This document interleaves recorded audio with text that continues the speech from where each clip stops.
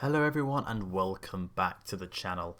Today we're going to be doing a quick in-depth guide in the new plane designer for By Blood Alone and talking a bit about the meta, how you can design your planes, and basically kind of give you examples of planes that I use that I think are pretty good and how you can build planes for your particular need, whatever they may be.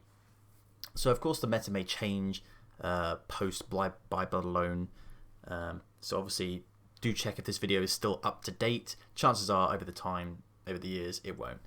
But we're going to discuss the meta right now and the planes that I use during my single and multiplayer games, and kind of show you how you design planes basically and make the best aircraft possible for your needs.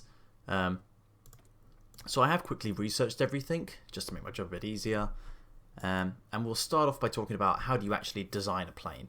Well, there's kind of three key things you need. The first is an airframe. These are like the kind of, the base of the plane that you're going to be using.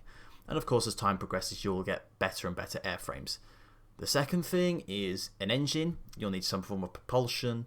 And the third is the armament / equipment you put on that plane. There's kind of three sort of, core tenets of the plane, I guess. Just a quick side note, not all of the modules you can equip on planes are researchable in the air tree. For instance, if I go into the engineering tree, I can research radio navigation 1. That's a plane module. Another one to note is in the anti-tank line here, in the artillery tree, you'll notice I can also unlock anti-tank cannons 1 and anti-tank cannons 2 as some examples of modules you can fit on planes. So just be aware that these modules here that you see, those aren't it. There are more modules. They are just in other parts of the tree. But let's talk about actually designing a plane. So obviously come to your production tab, click build aircraft, and then we're going to start with a base aircraft, which is anything with this sort of blueprint in the bottom right hand corner. And we'll start with something simple. We'll start with an improved small airframe. And we'll go to create variant, and here is the new plane designer. So let's talk about those modules. The bottom here are your sort of engine module here, and your sort of, I don't know what you call them, like upgrades essentially. Special features they're called. And then of course at the top you have your sort of equipment / weapons and all that. So first things first, you're going to want to give it some form of propulsion. For a plane of its time, I'd say something like engine 2 or engine 3 would be a good start, because you'll probably have those for this particular airframe.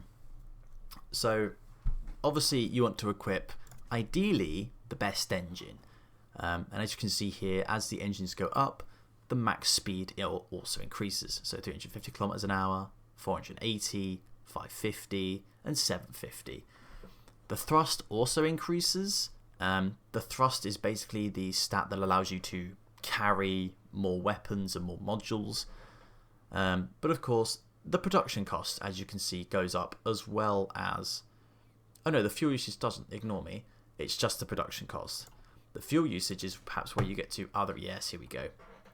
So as you can see, for a basic engine 1 the fuel usage is 16, but for two of them it's 32, right? Of course you get more thrust, you get a bit less speed, but you increase your fuel use. So of course, depending on what kind of aircraft you want, whether you equip 1 or 2 engines is going to be up to you. Typically, if you want more thrust, i.e. you want to carry more, you'll equip more engines. But for, let's say, a fighter, I would stick to 1 engine. So we'll equip the engine 2, and then we'll start with putting some weapons on. Now let's start with a fighter, right?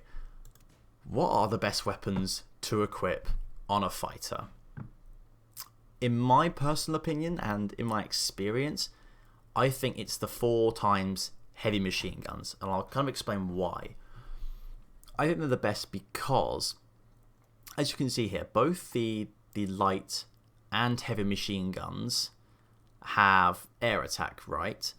Whereas when you go to the cannons, you'll notice they actually, while they increase their air attack, they reduce your agility. Now, agility and air attack are kind of the two main stats well, I guess air defense as well is also important, but for a good fighter, you're going to want mainly air attack and agility. Because of, the numbers and stuff, I'm not going to go through testing it and calculating what is the best. Currently, it's sort of up in the air as to what matters most. At least that's the consensus I've got from a lot of people in the community. But I would say that just to play it safe, unless the meta changes and air attack is extremely strong, I would recommend trying to keep your agility as high as possible. And therefore, by doing that, the heavy machine gun gives you the most amount of air attack without reducing your agility. You can see here these cannons also reduce your agility. So I would say 4 times heavy cannons, and then if you want a really good fighter, just, whack more of them on. And you'll see we have 36 air attack while having 78 agility. If I were to equip the cannons on here, for instance, let's... where are they? Here we go. Cannons. You notice my air attack is a lot more, but my agility has now gone down, which means this plane is going to be more vulnerable to enemy attack because it's it's not as agile. It can't dogfight as well. So that's why I think, in my opinion, the 4 times heavy machine guns is the way to go. Now, obviously, if you don't have them researched, then you can just stick to 2 heavy machine guns or even the 4 light machine guns, depending on what you've researched and whether it's worth it for you to actually spend the time researching these, or maybe you just you don't need a fighter that's ridiculously good, just good enough to be able to compete with a sort of crappy AI's fighter. And then of course, oh my bad. And then of course, let's also talk about the special features. So you have defense turrets, special modules, and electronics. For a fighter, I wouldn't bother putting defense turrets on it, nor electronics in most cases. The only real thing you're going to want from this might be to minus the night penalty, but in my opinion, it's not quite worth the production cost. What I would recommend, however, are some of these special modules.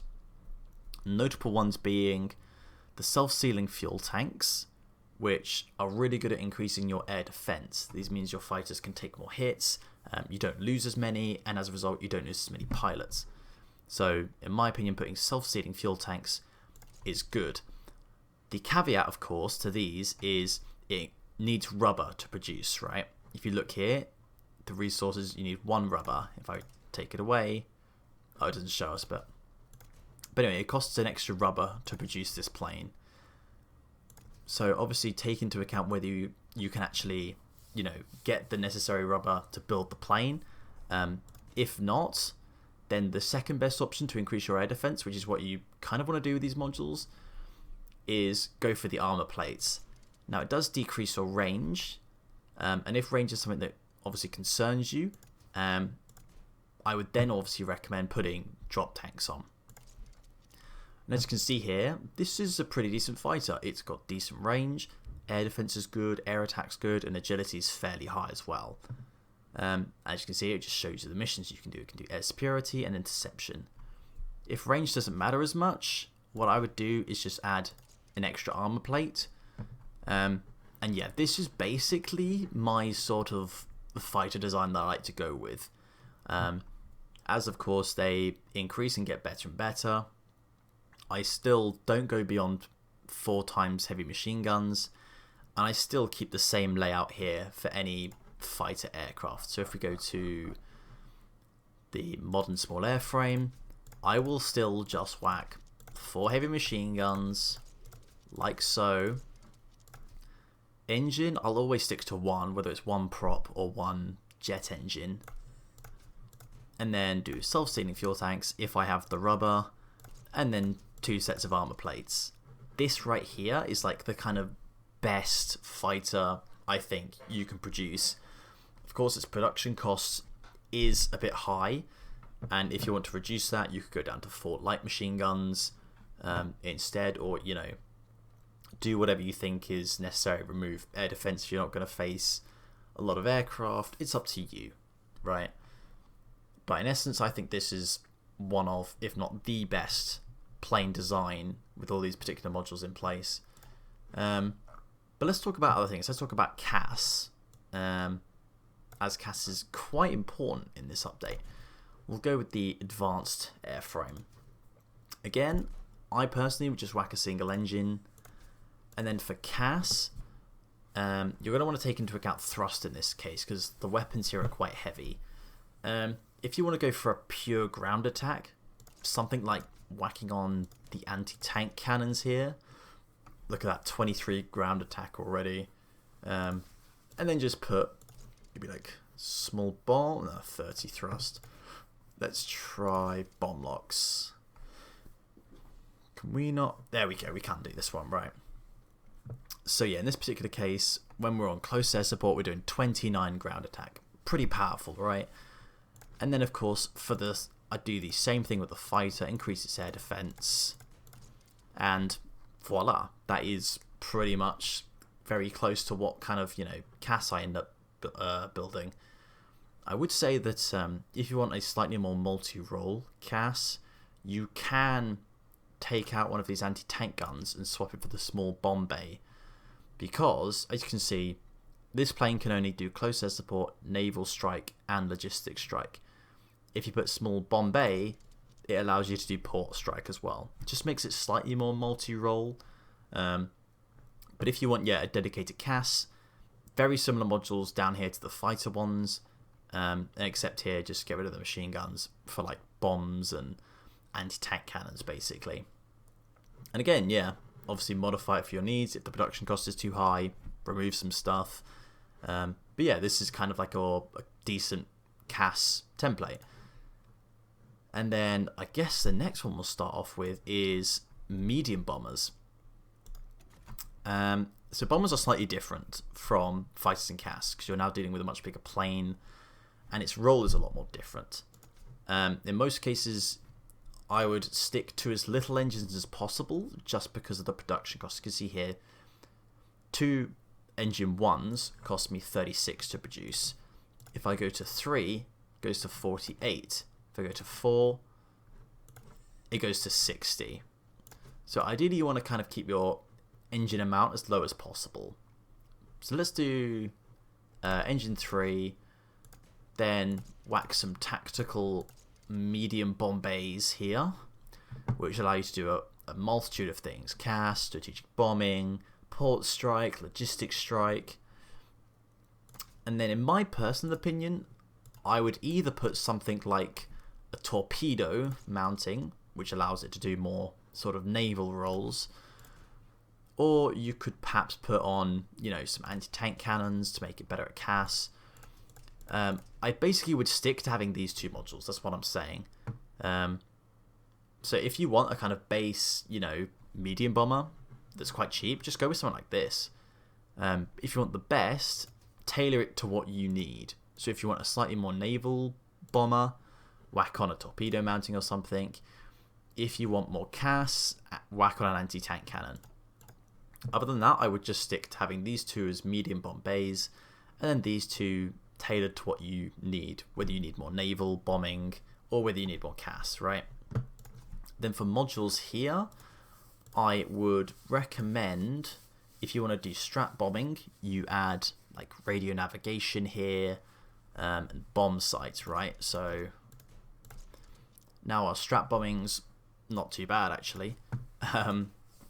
Then you could also whack in self-sealing fuel tanks, again if you have the rubber, and then maybe something like 2 light machine gun defense turrets, right? And obviously I'm not sure if the thrust works out here, but let's put a torpedo mount and let's say anti-tank cannons. Would that work? No, it wouldn't.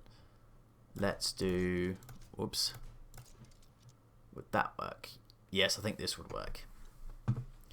So yeah, here's a good example of a medium bomber template. You've got some defense turrets which help with both air attack and air defense. Just air attack, sorry. Obviously, your air defense can be increased with the self-sealing fuel tanks, and the bomb sites and radio navigation help with the night penalty and strat bombing. Again, tailor this to you know, whether you actually have the production capability to produce an expensive bomber like this. And you can obviously remove whatever you need. Like I said, if you want to change this to make it more naval or more CAS orientated, it's up to you. But yeah, I won't talk about the large airframe because it's just very similar, except you have large bomb bay instead of medium bomb bay, and it's kind of more strat bomb focused rather than CAS focused. But yeah, that is basically how you design a plane. I hope that has been fairly helpful. Just before we wrap up video though, there are a couple of things to talk about regarding planes. First is your air designer. Obviously, this is all up to you, up to personal preference. In most cases, people will focus on the air designer that gives them, their fighters, the best buff to stats, because air superiority is incredibly important. So in this particular case, for something like Italy, I would just do the light air designer. You want to do this before you research the airframe though, I think, as it gives you a buff to your planes, whereas if you research it and then equip the air designer, it won't actually apply to the airframe because you've already researched it. So that's how that works. But yeah, make sure you have your air designer, which gives your plane certain buffs and of course helps out with the air research. And then of course you have your Chief of Air Force and Military High Command, all which can help make your battle for the air war just that little bit easier. So here, plus air superiority, or maybe there's a guy here, bomber interception, tactical bombing for the ground support. Don't forget about these things, they are incredibly important. But yeah, that is about it for the air meta. I hope the templates I've given you are quite useful, and hopefully I've explained it in an easy enough way to understand. It's all about trial and error and what you prefer. I know some people who like to have incredibly specialized planes. I'm one of them, where I like to have just a pure fighter, then a pure CAS, then a pure, you know, naval bomber to a pure strat bomber. But if you like playing smaller countries perhaps, then maybe it makes a bit more sense to have a smaller airframe that can do both fighter and CAS roles. Same with having a medium bomber that can do a bit of naval bombing. It's all up to you. And of course, tailor your plane designs to the wars you're going to be fighting and the type of planes you're going to be fighting. But yeah, hopefully that has been a pretty easy to understand guide.